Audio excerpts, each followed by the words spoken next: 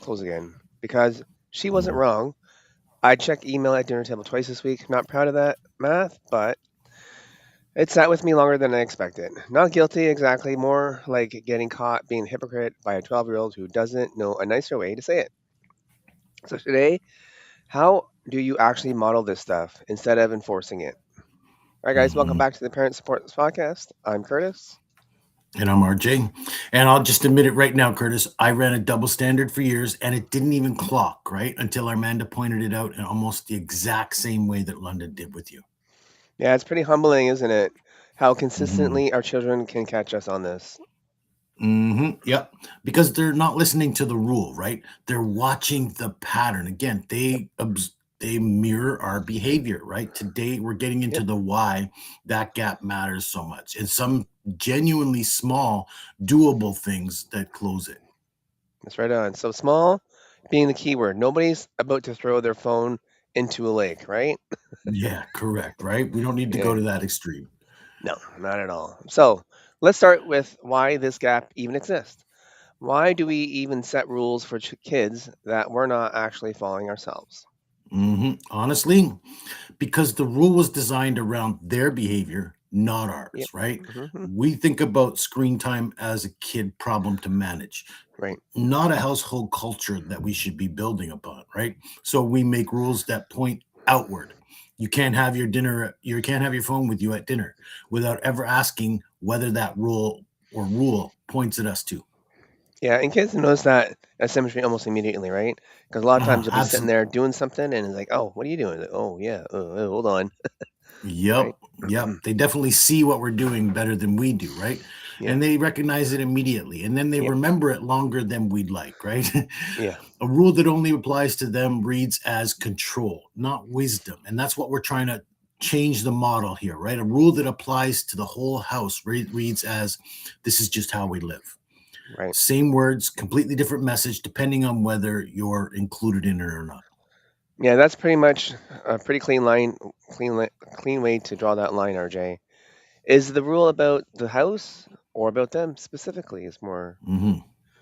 Exactly. And most of us, if we're honest, wrote rules that were really only ever about them. right. So there's also something about the word modeling itself that I think we misunderstand. I used to hear it and think it just meant being some flawless example, which isn't an example, an impossible bar. So I just quietly gave up on the whole idea, honestly. Hmm. Yeah, and that's a really common trap, right? Modeling doesn't mean flawless, it means Yep. visible, right? Kids don't need to see a parent who never struggles with their phone. They need to see a parent who's honest about struggling with it and who's trying. So how about when your kid catches you, you just simply say, you know what, you're right, and then put the Yep. phone down or something like that, right? Yep. The struggle being visible is actually more useful to them than the flawlessness would be because struggle Right. is the thing they're going to have too. But also, if they see you struggle and say, "Oh, hey, mom or dad can't do it," so and they're trying to do something, so maybe I should also give a try to it. Hmm. So the goal is not never to be on your phone. It's to be honest and consistent about why and when you're doing it. Hmm. And that's a goal you can actually hit, right? The other one, nobody ever hits. Yeah, that's right. Okay, so let's get concrete here, RJ. What actually closes the gap in practice? The first one, I think, is get your own phone out of your bedroom overnight, right? Yep. Not Yeah, the it's a tough one. kids, yours. If you want them to stop falling asleep to the screen and waking up to one, they need to see that you don't either, right? Right. Charge it in the kitchen. It's such a small move, but it's the one that undercuts the double standard the fastest. Yeah, that is a pretty tough one because kids definitely see that, right? For Hmm. sure. I know I'm sometimes guilty because I usually put my phone beside my bed to charge it, which is Yep. probably a bad idea these days, apparently. It's Yep. so, yeah. Well, anyway, I did this a few months back, actually, and the side effects surprised me. I started waking up before my alarm, not scrolling, and just walked out to find Lennon already up in the morning, which is kind of cool. We ended Hmm. up just talking on the couch, which would never have happened if my phone was the first thing I reached for. You know what I mean? Exactly. That's the whole point, right? It's not really about the phone. It's about what fills the space the phone used to occupy. Yep, that's right. And what's the second one there, RJ? Um, how about maybe a shared basket phone or phone basket, I mean, Yep. at dinner, right? Everyone's device goes in, including yours, Yep. including your partner's, not as a punishment, right? As a ritual. The first few dinners are awkward. People reach for pockets out of habit, right? But it turns the table into a place for actual conversation instead of a place where everyone's half present. Absolutely. This will help give you a better bond in the family dinner time. Because I know a lot of Hmm. people have missed out on that a little bit. I know we have. We usually sit on the couch, watch a TV show or something, and eat Yeah. dinner, which is probably not as healthy. But so if you go first, where would you put? So you should go first, right? As a Yeah, like parent, and always go first, right? Again, lead by example. We're trying to model the behavior. If the parent's phone is the last one in the basket and yep, or never makes it in at all, the ritual reads as fake immediately, right? Kids right clock on. that totally. Hmm. Is there a third practice along these lines, RJ, or those two just two big ones? You think? No, sure, I can add one more. Okay. Sure. One screen at a time in a shared space, right? If the Right. TV is on for a family movie, phones stay away. Full Yep. stop, Perfect. adults included, Yep. right? It sounds almost too simple to matter, but it removes this constant background hum of half attention that kids absorb even when nobody says a word about it. Now, Right. I must admit, I'm also guilty of this one as well. So, Hmm. I'm going to take this one away and try and implement that because my wife is constantly at me because I'll be scrolling on Facebook while she's trying to watch one of her murder mystery programs, right? So, Yep. Yeah, for these sure. can feel different. The difference between a room where people are actually working together or watching together and a room where everyone's technically in the same space but mentally somewhere else. Yep, that's right. So it's kind of like a movie theater, right? You put everything away, you silent everything while you're watching TV. Kind of Yeah. idea, right? So I'm looking at it. That's a good one because it doesn't really require any special object like a basket. It's just a standing agreement, right? Right. No preps needed, just a rule that applies to whoever's in the room, adults included, every Yeah, time. perfect. Can I give a specific example of a basket actually working, not just theory? First week I tried it, my father-in-law was over for dinner, hadn't heard about the new rule. Phone sitting right by his plate the whole meal. London, completely unprompted, slides the basket over to him and says, "Grandpa, phone's going here now." No lecture, no Mm, explanation, just a pointed at the basket. He laughed, put it in, and actually told me afterward it was the best conversation they had at the family dinner table in months because nobody was half checking anything the whole time. Concentrate on the food that's and then concentrate on each other, exactly right? the yeah, that's exactly the mechanism, right? The kid enforcing it on a guest is proof the rules actually landed and as a culture, right? Not just Right. something you make them do. Actually, it kind of surprised me too. I expected it to be more in force forever, and instead, she already absorbed it enough to hold the line herself with an adult without coaching from me, which is pretty cool. All right, so Hmm. there's a third piece that I like. I think is less about visible rules and more about internal habit. Noticing why you reached for the phone in the first place. Yeah, this one's subtle, but it matters, right? Before you unlock your phone, ask yourself, even just once a day to start, what am I hoping this gives me right now? Yep, Sometimes the honest answer is I'm avoiding something or I'm numbing out or I need, or instead of, not, I need information, you're just taking it to fill the space. yep, yep. That's a pretty uncomfortable question to ask yourself, isn't it? Yeah, absolutely. Which is exactly why it's so useful, right? And here's the thing, you can model that pause out loud in front of your kid without turning it into a lecture. Just narrate it, right? I was about to check this out of habit because not because I needed to, I'm going to put it down, right? Right. That's it. No sermon required.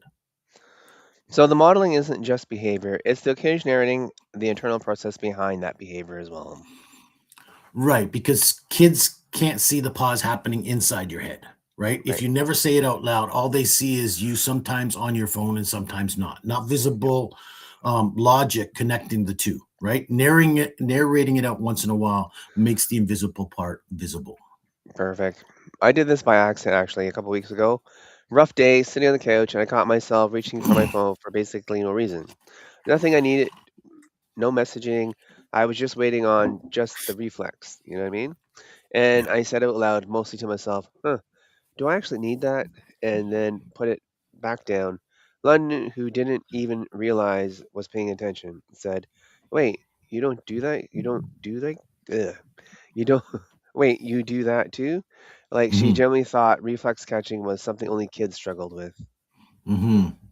And that reaction says everything, doesn't it? She assumed Yep. adults had already solved this problem, and finding out you hadn't, but were working on it in real time in front of her is probably more useful to her than if you had actually had it all figured out. Yep. So I want to talk about something else from this. Families building their own shorthand around this stuff, like little phrases everyone uses. Hmm. Yeah, this one can be underrated, right? Yep. Something as simple as a kid saying, "My brain feels full, I need a break." Instead of just melting down, or a partner saying, "Come back to the couch." When you're drifting toward your phone during a movie, these phrases work because they're light. Nobody's Right. being accused of anything, it's just a shared signal. Yeah, for sure, RJ. Do you think a family has to intervene because of these phrases deliberately, or do they just show up over time? They A invent the bit of phrases? both. Yeah. Yeah. Somebody says something slightly funny or slightly true just once, right? And if it lands, the family just starts reusing it, right? You can also seed it deliberately, like try screens off, hearts on, right? Or Yep. something equally corny at dinner a few times and see if it sticks, right? Corny is fine. Corny is actually kind of the point. It makes the whole topic feel light instead of a compliance issue. Yep, that's right on. So, and a weekly check-in is something that you've recommended before too, right? Oh, yeah, absolutely. Yeah. Something short once a week where everyone, including the adults, says what they noticed about their own screen use during that week, right? Yep. Not a performance review, just I noticed I checked email during dinner twice and I Yep. didn't love that, right? Yep. Kids learn that noticing your own parents is a normal, ongoing thing, not a one-time fix. Right on. Yeah. So I find for myself, I put stuff on my calendar in the kitchen. So hey, let's do a check-in. Just add it to the calendar, and usually it works. Some people are very calendar orientated, so that could help as well, right? Hmm. So I just want Hmm. to add one more piece here because I think we can make this sound like a whole goal is minimizing screens. That's not quite it either, right? Hmm. Good catch, because it isn't, right? Modeling healthy technology habits means modeling the genuinely good uses out loud, Right. not just the restraint. If you only ever narrate the putting it down moments, Yep. kids get a lopsided picture where all screen use is something to be managed rather than something that can also add real value. So do you want to give me an example of what that might look like, RJ? Sure, a simple one, right? Video calling, right? Yep. When Armando was little, my mother lived quite far away, and every call was a whole production, right? But I made a point of saying out loud, "I love that we get to see Grandma's face, even though she's far away," right? Yep. That's a pretty amazing thing to have. So Yep. small comment, but it taught Armando that technology has a place, right? And I think, look, our kids, they were born in a society for danger, or for they were born in a society for technology, right? Yes. And they have to learn how to use technology, right? So technology has a place, and it's a good one, not to be minimized. Right on, RJ. That's pretty good stuff there. Yeah. So London and I used to do something similar with meditation app before bedtime sometimes.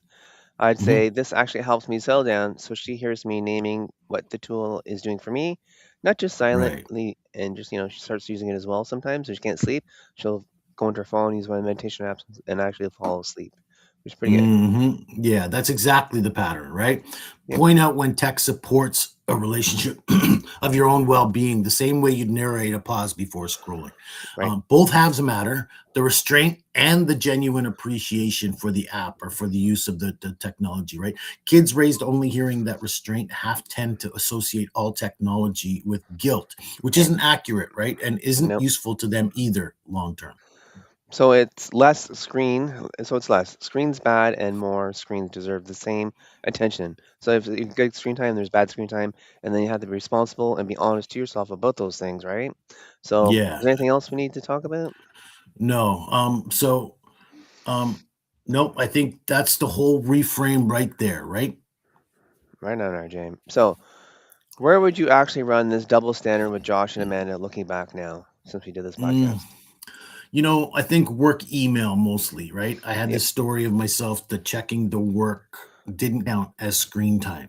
Right. because it was productive, not entertainment, right? And telling the kids to put their games away. From their side, all they saw was me on the phone at dinner table. Same as them, just with a different app Hmm. open. Right. Did any one of them ever call you Oh yeah, out on that? Armanda was the dominant one, man. So if I was doing something wrong, she caught it right pretty bluntly. Around 14, she said something like, "You say it's different because it's work, but I don't feel any different watching you ignore us either way." Right? That Yep. Yep. landed right. I couldn't really argue with it. In fact, I think that was one of the For sure. moments that really started to change my outlook on how I was affecting the kids. Right? I couldn't really Yep. argue with it because from her seat at the table, she was right. The impact on her was Hmm. identical, regardless of which apple was open on my end. Well, that distinction does matter. An impact over intention, right? Yeah, it really does, right? I started actually finishing work during before dinner instead of during dinner, right? Okay. Or being honest when I couldn't, right? I have to take 5 minutes for a work thing. I'll be right back and walk away from the table to go do that, right? So that you're done. You come back instead of pretending it wasn't happening at the table. A small change, but it closes the gap that, and the kids won't call it out. I don't think. Yeah. Good. Good. Oh, yeah, who knows? But at least you're not there at the table and you're not breaking the rules, right? Right. Yeah, exactly. So, yeah, perfect. Did that show up anywhere else, or was it mostly just at the dinner table thing? You think? No, it showed up with Josh too. A little bit Okay. later and a little bit differently. He was into an online game with his friends, right? And been Right. fairly hard on him about how much time it ate up, right? Then one Saturday, he Hmm. asked if I wanted to watch him play for a bit. And I sat there for 20 minutes actually paying attention and realized the Right on. friends he was playing with were the same three kids from his baseball team, right? It was social Oh, time, cool. just in a form that I hadn't recognized as social Hmm. because it looked different from how I social. We go outside to play basketball or to run in the park. You know what I Yep. mean? So it was different. Yep. That didn't erase the time concern entirely, but it did mean that my next conversation with him about limits started from, I get why this matters to you, instead of, this is a waste of time. And that lands completely different. Yeah. Yeah. That's actually a kind of cool. Cool idea there, RJ. But they're actually socializing on Hmm. online more so than being outside. Yeah. A little bit different from what we're used to, but it's a good idea and a good reminder that modeling isn't just about restraint. It's also about modeling curiosity about what your kid is actually doing before you judge them on it. Right. Totally. Right. Understand the thing before you try to limit the thing. Okay, so quick one here, RJ. My job generally requires me to be reachable at dinner. How do I model this honestly instead of just Mhm. failing at it, sorry. We just talked about that, right? Name it out loud Yep, instead of hiding it, right? I have to step away for a work call. That's different from scrolling, and here's when I'll be back, right? Honestly, yep. about the exception protects that rule better than silently breaking it. All right. So my kid says I'm faking it when I put my phone in a basket, but then I check it just once. Mm. And take out of the basket to check it. Look, So, they're right to call that out, right? yep. Half measures usually read as worse than no measures at all. If the basket rule Right. bends for you, it stops being a rule for everyone. Right on.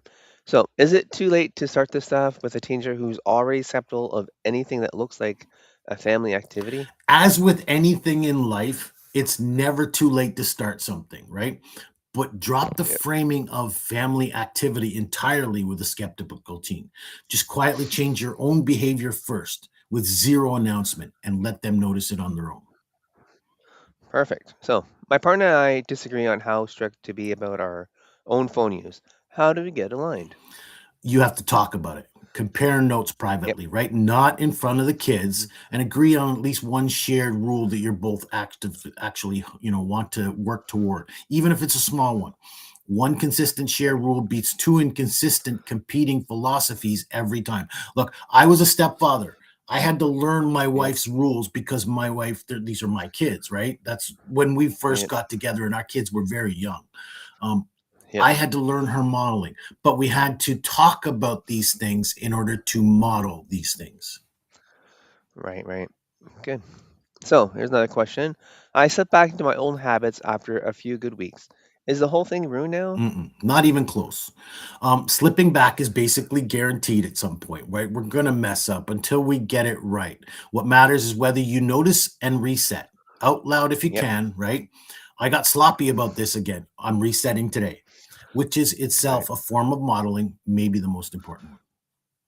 Yep. At least then they know they can always restart and go back to the good habits, right? Yep. So let's finish up here. So that night with London, I didn't give a speech. I just said, "You're right. I've been on it more than I should be." And then over the next week or so, I moved my phone out of the bedroom, and my charger's been in the kitchen ever since. She hasn't said anything about it directly, but she started leaving her tablet on the kitchen counter overnight too. Pretty cool, right? Hmm. Completely on her own. Nobody even asked her to do it. Yeah, that's the whole episode in one story. Yep. So if this episode was helpful to you guys, you can check out the 25 questions there on the bottom. It's scrolling. It's at parent support circle slash parent 25 questions dash page. Okay.